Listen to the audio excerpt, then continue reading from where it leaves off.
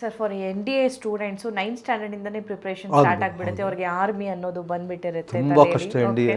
S, ಅದಾದಮೇಲೆ ನಾವು UPSC ಅಥವಾ IAS IPS ಅಂತ ಬರೋದಾದರೆ, ಈಗ ಸಣ್ಣ ಮಕ್ಳಿಗೆ ಏನಾಗ್ತಿ ಅಂತ ಕೇಳಿದರೆ ನಾನು ಏನು DC ಆಗ್ತೀನಿ ಅಂತ ಹೇಳ್ತಾರೆ, ಅಥವಾ ನಾನು IPS ಆಫೀಸರ್ ಆಗ್ತೀನಿ ಅಂತ ಹೇಳ್ತಾರೆ. ಸೊ ಆ ಮಕ್ಕಳು ಪೇರೆಂಟ್ಸ್ ಮೇಲೆ ತುಂಬ ಜವಾಬ್ದಾರಿಗಳಿರುತ್ತೆ. ಓಕೆ, ಆ ಮಕ್ಕಳು ಯಾವ ಹಾದಿಲಿ ಹೋಗಬೇಕು ಅಂತಾರೆ ಅದೇ ಹಾದಿಲಿ ಇವ್ರನ್ನ ಹಿಂಗೆ ಕರ್ಕೊಂಡು ಹೋಗಬೇಕು.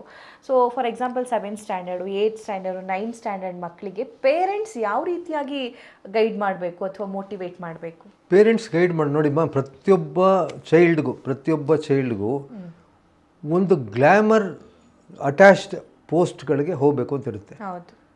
ಈಗ ನಾನು ಸಣ್ಣ ಹುಡುಗ ಆಗಿದ್ದಾಗ ನನಗೆ ಬಸ್ ಡ್ರೈವರ್ ಆಗಬೇಕು ಅಂತ ಭಾಳ ಆಸೆ ಇತ್ತು. ಆಗ ನನ್ನ ಜೊತೆ ಓರ್ಗೆ ಅವರೆಲ್ಲ ಬಸ್ ಡ್ರೈವರ್, ಯಾಕೆಂದರೆ ಬಸ್ ಡ್ರೈವರ್ ಅವನು ಅಷ್ಟು ದೊಡ್ಡ ಬಸ್ಸನ್ನು ಒಬ್ಬನೇ ಯೂನಿಫಾರ್ಮ್ ಹಾಕ್ಕೊಂಡು ಬಿಡ್ತಾರೆ. ಅದಾದಮೇಲೆ ಪೊಲೀಸ್ ಕಾನ್ಸ್ಟೇಬಲ್, ಯಾಕೆಂದರೆ ಯೂನಿಫಾರ್ಮ್ ಹಾಕ್ಕೊಂಡು ನೋಡ್ತಾರಲ್ಲ, ಆ ಯೂನಿಫಾರ್ಮ್ಗೆ ಎಲ್ಲ ಕಡೆನೂ ಒಂದು ಅಟ್ರಾಕ್ಷನ್ ಇದೆ. ಕೆಲವರು ನಾನು ಏರ್ಫೋರ್ಸ್ಗೆ ಹೋಗಬೇಕು, ಪೈಲಟ್ ಆಗಬೇಕು, ತುಂಬ ಜನ ಮಕ್ಕಳು ನೀವು ಕೇಳಿ ನಾವು ಪೈಲಟ್ ಆಗಬೇಕು ಅಂತ ಹೇಳ್ತಾರೆ. ಆ ಚಿಕ್ಕ ವಯಸ್ಸಲ್ಲಿ ಇದ್ದಂಥ ಆ್ಯಂಬಿಷನ್ನು ಬರ್ತಾ ಬರ್ತಾ ಬೇರೆ ಆಗುತ್ತೆ. ನಾನು ಪೇರೆಂಟ್ಸ್ಗೆ ಅಡ್ವೈಸ್ ಮಾಡೋದು ಒಂದೇ ಒಂದು, ನೀವು ನಿಮ್ಮ ಮಗುನ you cannot force your thoughts on your child.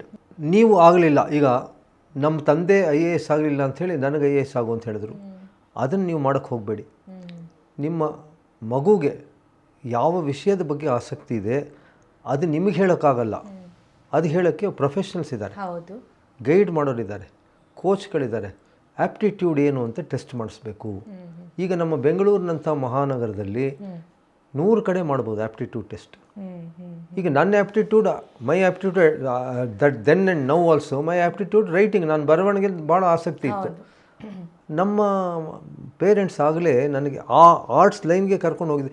ಅವ್ರಿಗೆ ಇಂಜಿನಿಯರ್ ಆಗಬೇಕು ಅಂತ ಆಸೆ ಇತ್ತು, ನೀನು ಆಗು. ಆ ಥರ ತಂದೆ ತಾಯಿರಿಗೆ ನಾನು ಕೊಡೋ ಒಂದೇ ಒಂದು ವಾರ್ನಿಂಗ್ ಅಂದರೆ, ನೀವೇನು ಆಯಿತು ಆಗಲಿಲ್ಲ ಅನ್ನೋದನ್ನು ನೋಡ್ಬಿಡಿ. ಎಷ್ಟೋ ಜನ ಲಾಯರ್ಸ್ ಇರ್ತಾರೆ, ನಾನು ಲಾಯರ್ ಆಗಿದ್ದೀನಿ ನನ್ನ ಮಗ ಮುಂದುವರ್ಸ್ಕೊಂಡು ಹೋಗಬೇಕು, ನಾ ಡಾಕ್ಟರ್ ಆಗಿದ್ದೀನಿ ನನ್ನ ಮಗಳು ಮುಂದುವರ್ಸ್ಕೊಂಡು ಹೋಗಬೇಕು.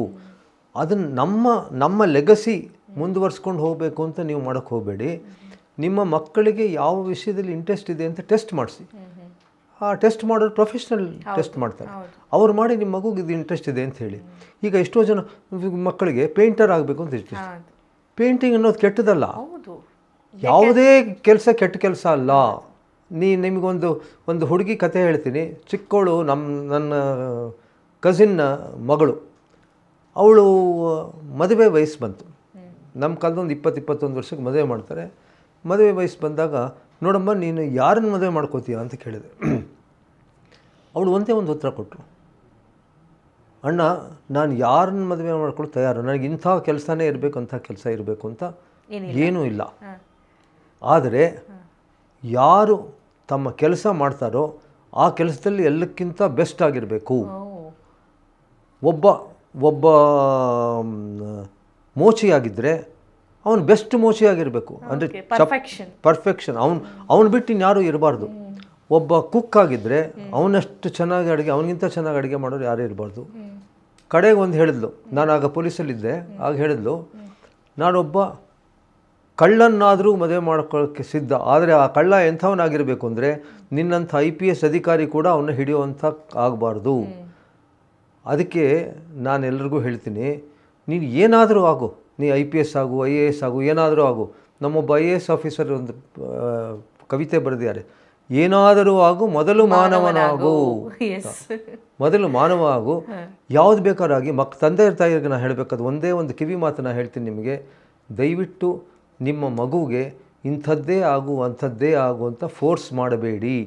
ಅದು ತಾನಾಗ್ತಾನೆ ಡೆವಲಪ್ ಆಗೋಕ್ಕೆ ಬಿಡಿ. ಚಿಕ್ಕ ಮಗು ಸುಮಾರು 10 ವರ್ಷದಿಂದ ನಿಮ್ಮ ಮಕ್ಕಳು ಡೆವಲಪ್ ಆಗೋಕ್ಕೆ ಬಿಡಿ.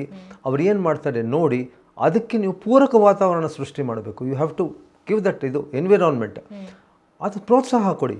ಅಪ್ಪ ಅಮ್ಮಂದರ ಪ್ರೋತ್ಸಾಹದಿಂದಲೇ ಮಕ್ಕಳು ಮುಂದೆ ಬರೋದು.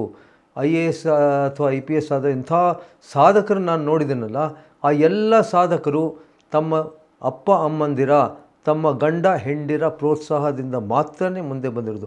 Without family support nobody can find success. Nobody. ಪ್ರಪಂಚದಲ್ಲಿ ಯಾರು ನಾನೊಬ್ಬನೇ ಸಕ್ಸೀಡ್ ಅಂತ ಹೇಳೋಕ್ಕಾಗಲ್ಲ.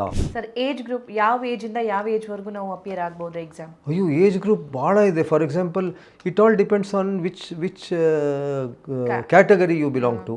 ನೀವು ಜನರಲ್ ಮೆರಿಟಲ್ಲಿದ್ದೀರಾ, ನೀವು OBC ಇದ್ದೀರಾ, ನೀವು SC ಇದ್ದೀರಾ, ST ಇದ್ದೀರಾ, ಅದರ ಮೇಲೆ UPSC ಅವರು ಕೆಲವು ಸಲ ಅನ್ಲಿಮಿಟೆಡ್ ಅಟೆಂಪ್ಟ್ಸ್ ಇರುತ್ತೆ.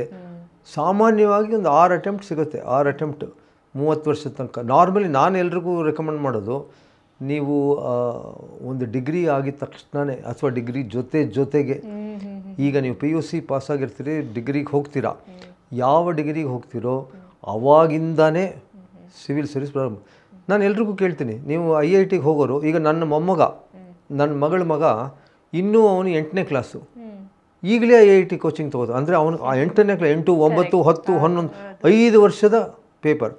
ನೀಟ್ಗೆ ಹೋಗೋರು ಹಾಗೆ ಮಾಡ್ತಾರೆ. ಸಿವಿಲ್ ಸರ್ವಿಸ್ಗೆ ಹೋಗೋರು ಹಾಗೆ ಮಾಡಬೇಕು. ನೀವು PUC ಪಾಸಾಗಿದ ತಕ್ಷಣ ಹೋಗಬೇಕು ಅಂತ. BSc BA ಪಾಸ್ ಆದಮೇಲೆ ನಾನು IPS ಹೋಗ್ತೀನಿ, IAS, ಅದರಿಂದ ಉಪಯೋಗ ಇಲ್ಲ.